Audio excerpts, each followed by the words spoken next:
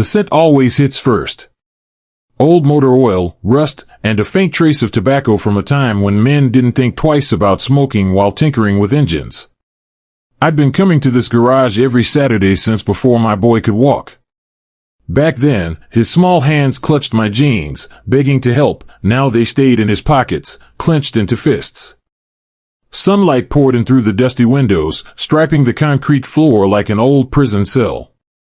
Outside, leaves turned the color of rust and fire. Inside, it was quiet, almost reverent. The kind of quiet that made you believe everything was okay, even when it wasn't. Clara was the first to break that silence. She stepped in with that smile, the one people mistake for sweetness until they look closer. She brushed her hand against my shoulder, light as a whisper. "Dad," she started, "she never called me that before. Jarrett told me you'd have the Camaro ready today." I didn't look up.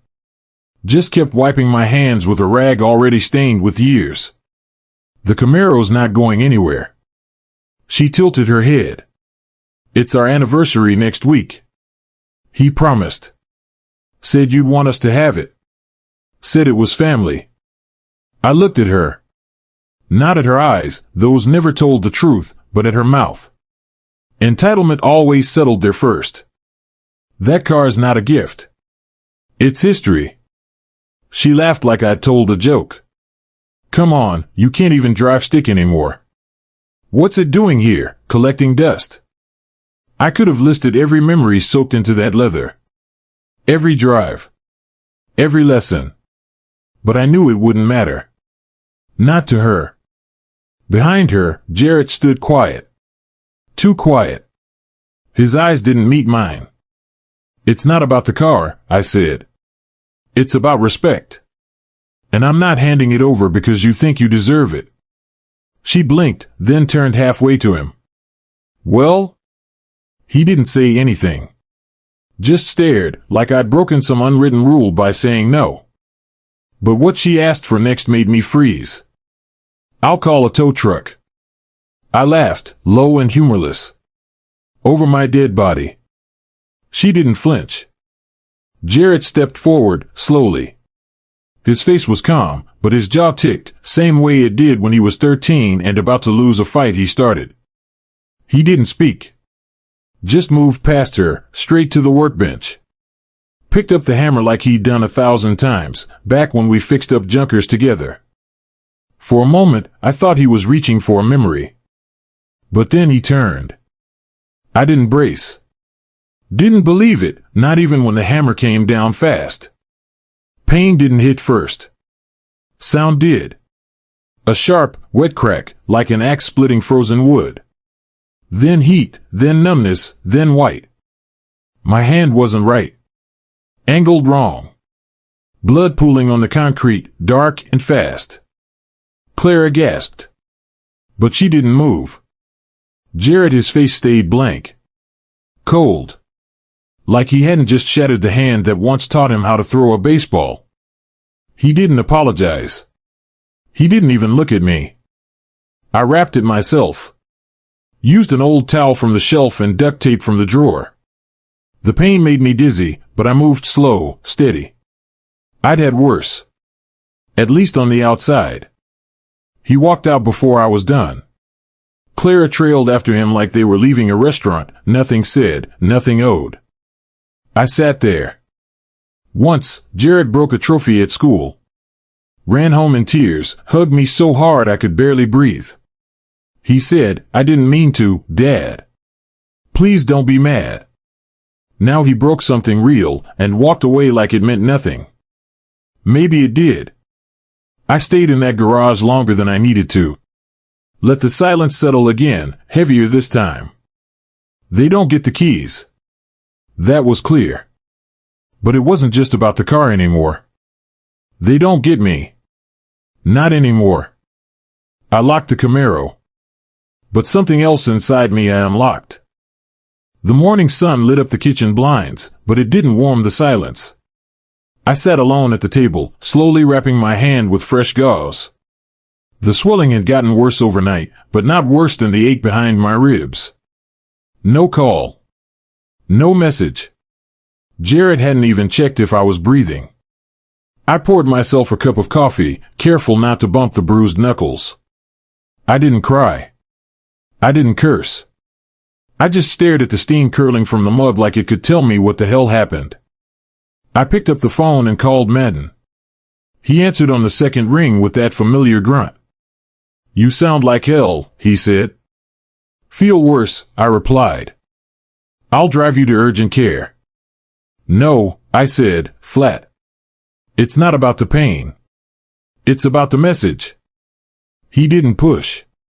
Madden never did. He used to work with Dennis, my late husband, and he understood the difference between damage to the body and damage to the soul. After I hung up, my mind wandered back to the barbecue last spring. Clara was drunk on rose and arrogance, cracking jokes at my expense. "Maybe next time we'll throw the party in a nursing home so Mom can feel at home." Everyone laughed. Jared laughed loudest. Loyalty isn't about clapping when you win. It's about standing beside you when everything hurts. And my son? He wasn't even in the stands. By mid-morning, I couldn't sit in that kitchen any longer. I drove to the garage, my hand stiff on the wheel. Something in me still hoped, maybe they'd regret it. Maybe I'd see an apology in their eyes. But when I pulled into the lot, I noticed it right away. The lock on the side door had been replaced. The nameplate that once read Fisk and Son now said just J. Fisk Automotive. My name, gone like it never mattered. Inside, Sabre was behind the front desk, her smirk already waiting. Clara's cousin.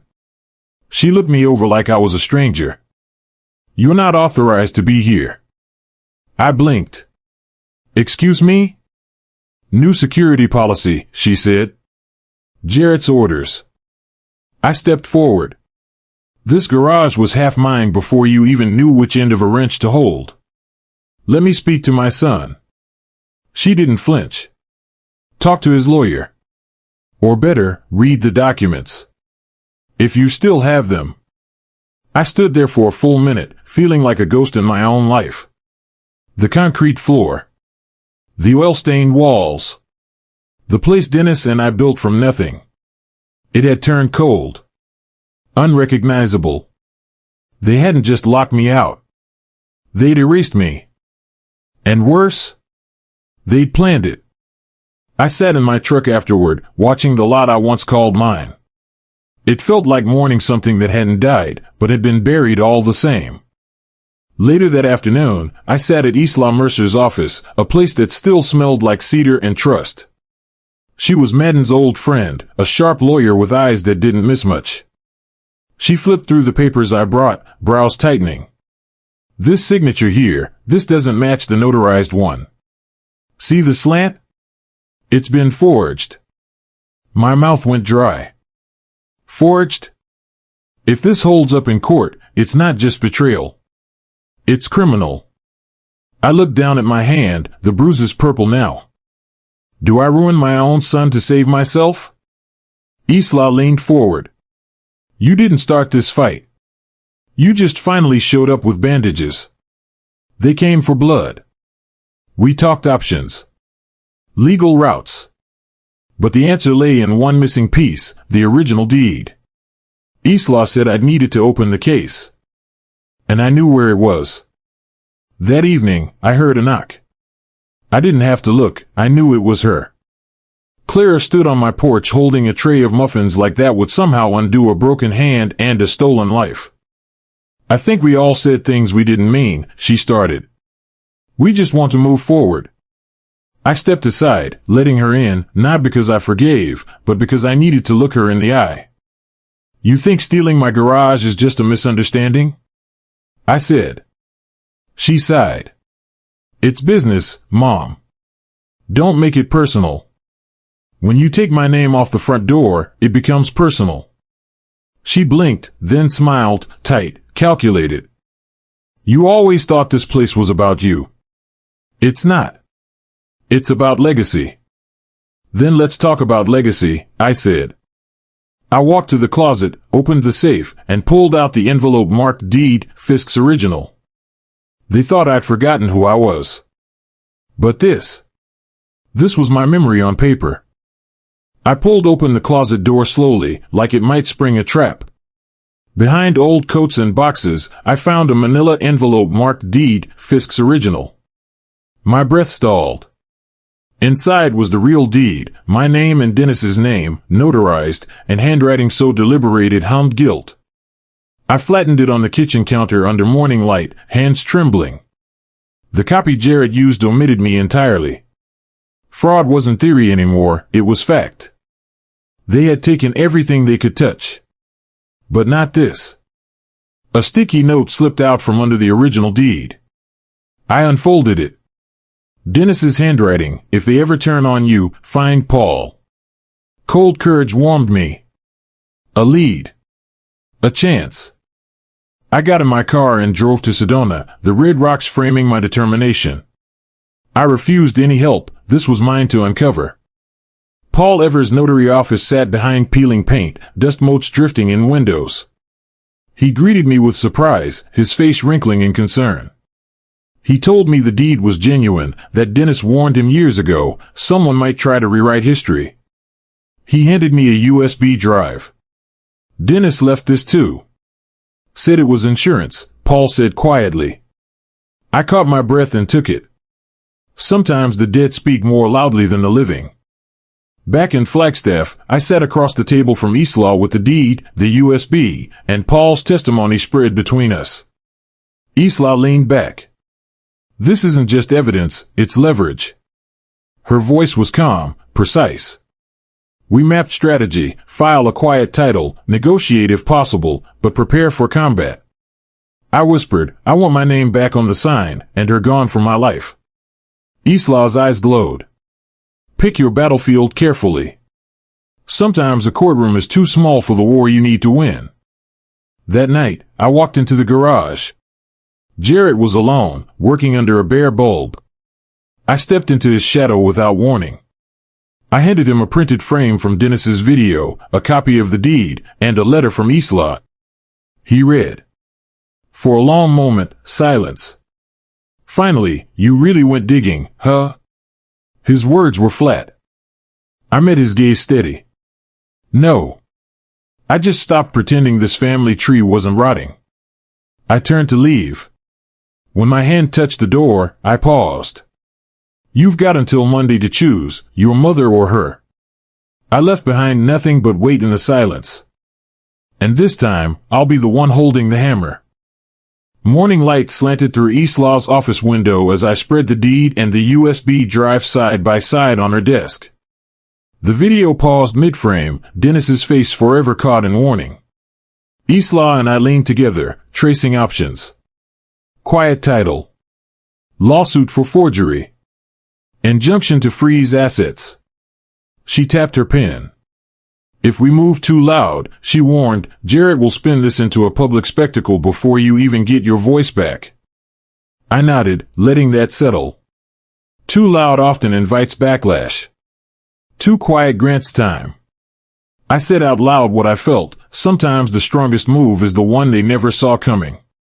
She agreed.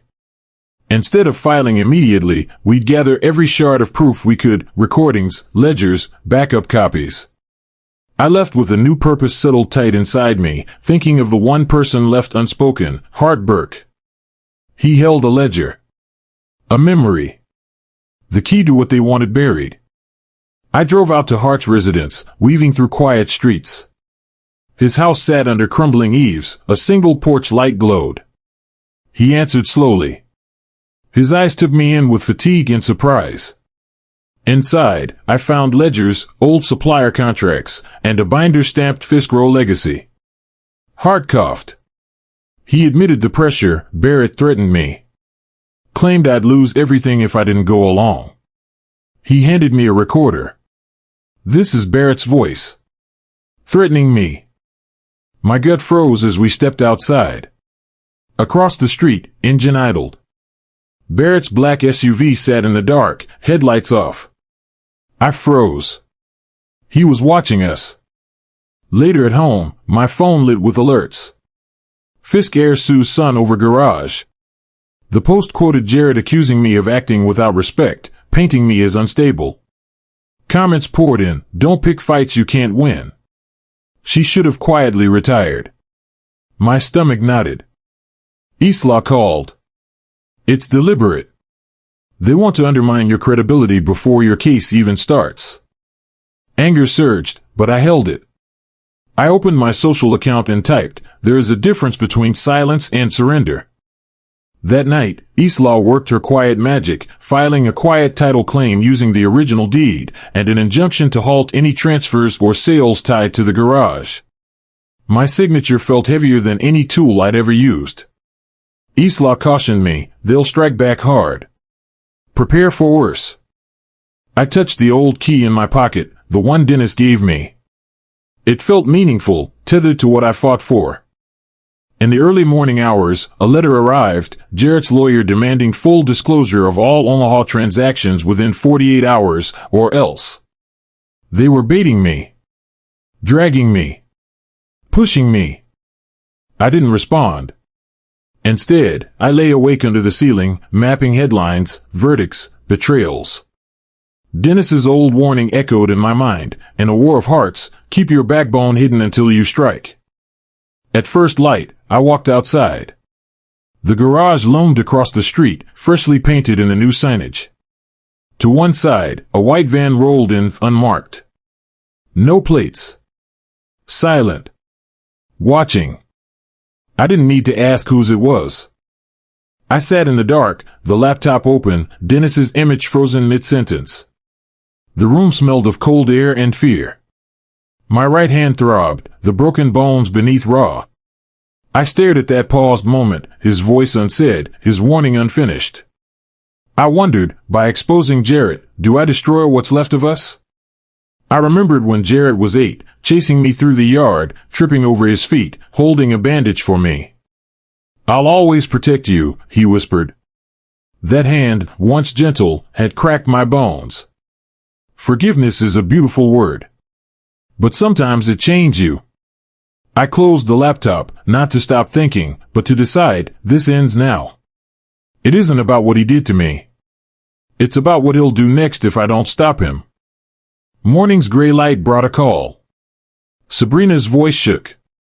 Clara forced her to shred old logs, fake invoices. She said she hid copies. We met at a diner off Route 89.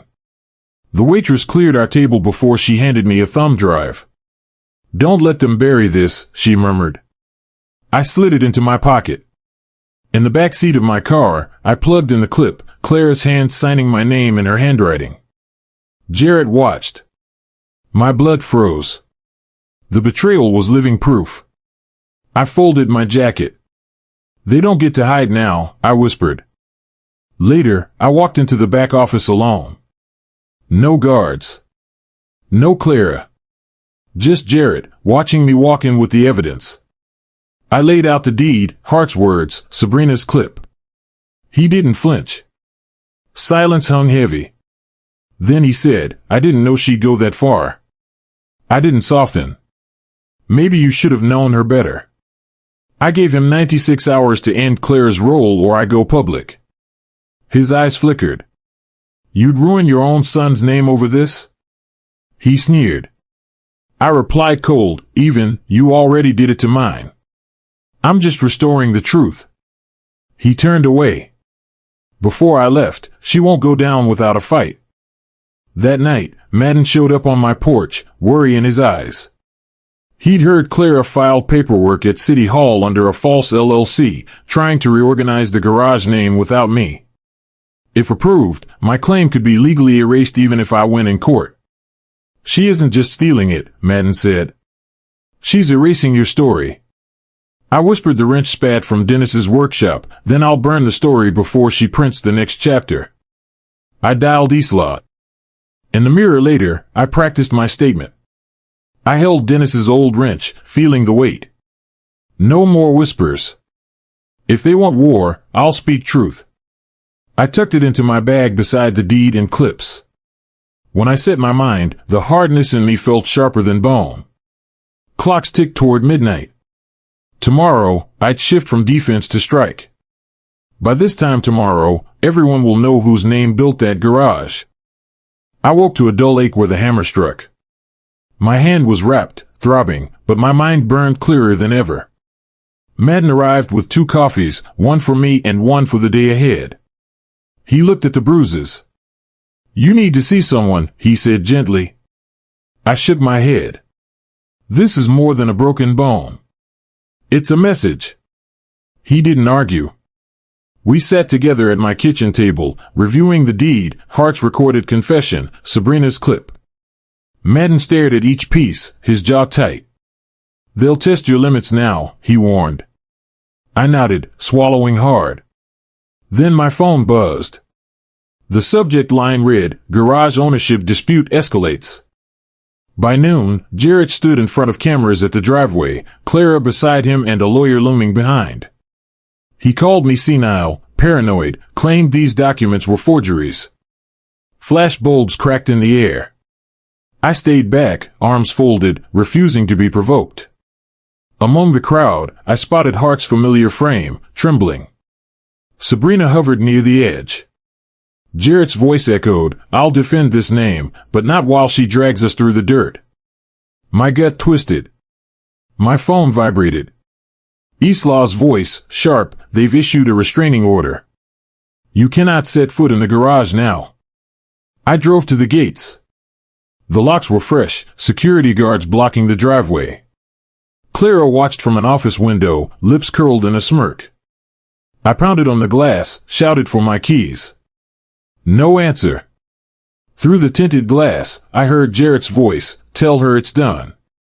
My pulse hammered. I walked away, deed pressed in my pocket, fury burning inside. A guard pressed a slip of paper under the gate, "Tomorrow we settle or we destroy." Back home, I called Islaw and Paul.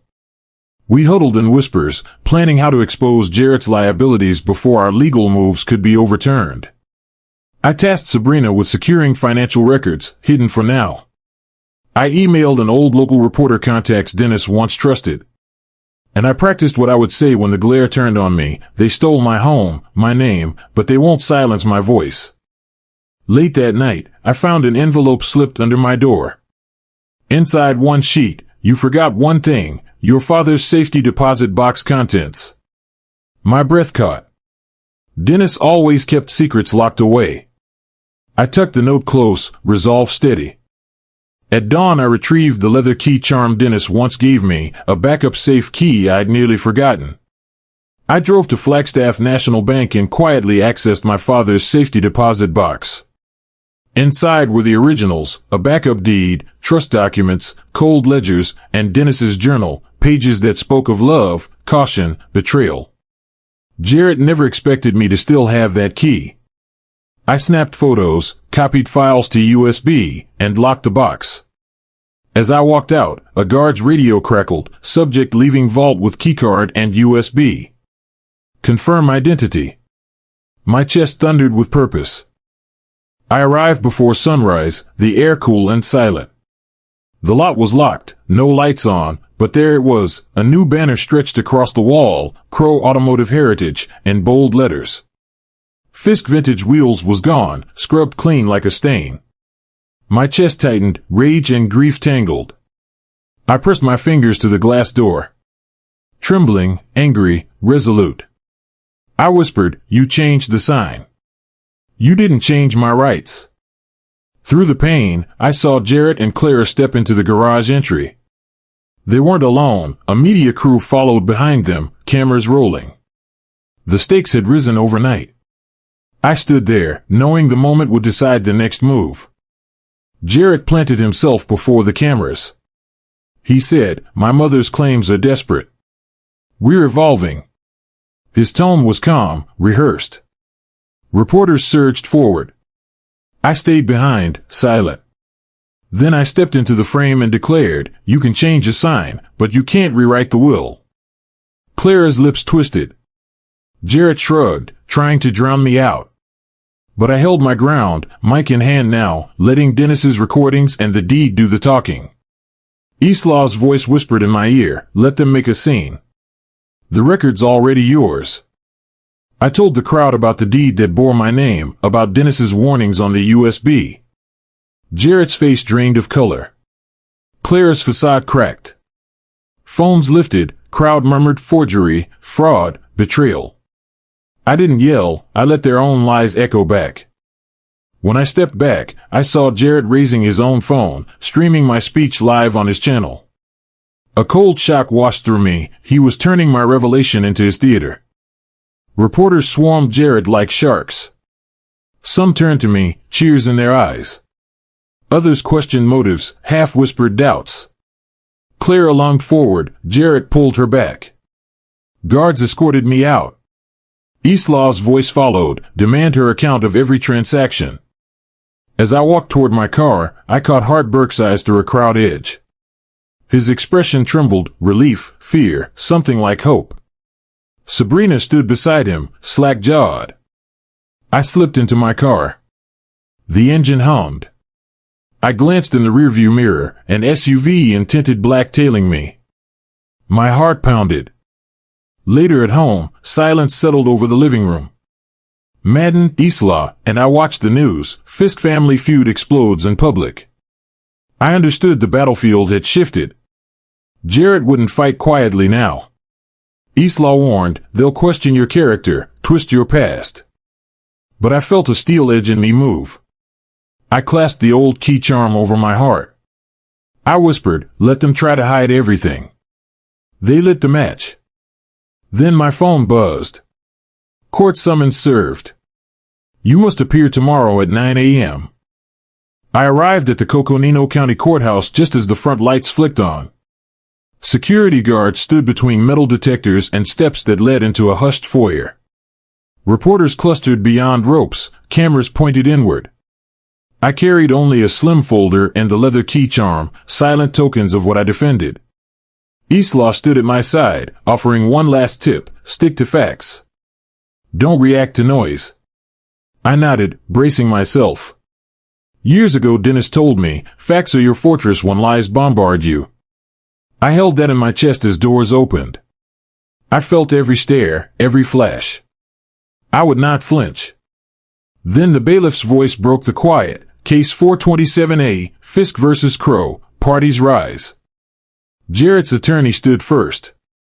His opening statement painted this as a misunderstanding between mother and son, whispered rumors of instability. He questioned my credibility, implying desperation. I sat still, hands clasped, listening without retreat. Then Isla stood. She laid out the deed, the USB recording of Dennis, Hart's ledger, Sabrina's footage.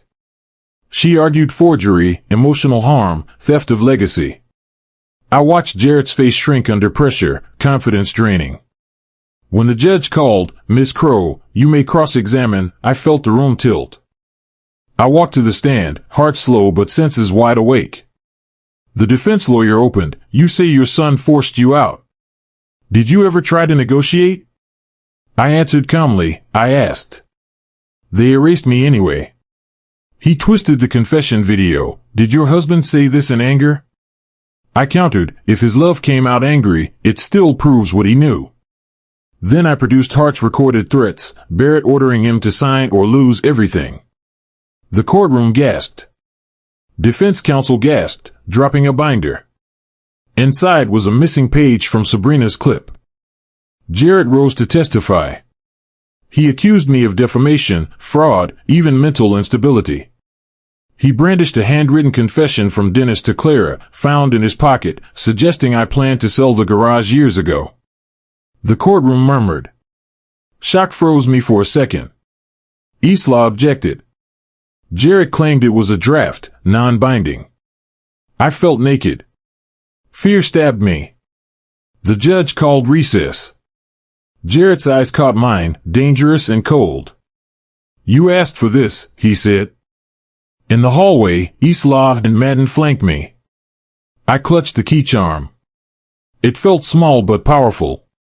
I whispered, they tried to bury me in lies.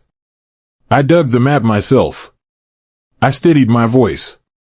I resolved to speak truth, not hate. The judge called us back.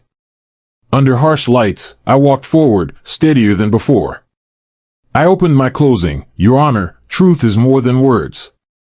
I offer evidence. Court reconvened in a hush. My pulse steadied when I stood, USB in hand. Isla nodded. The room tightened. I offered the drive to the clerk. Judge peered. Isla asked permission. The face of Dennis appeared on screen, his voice, direct, urgent.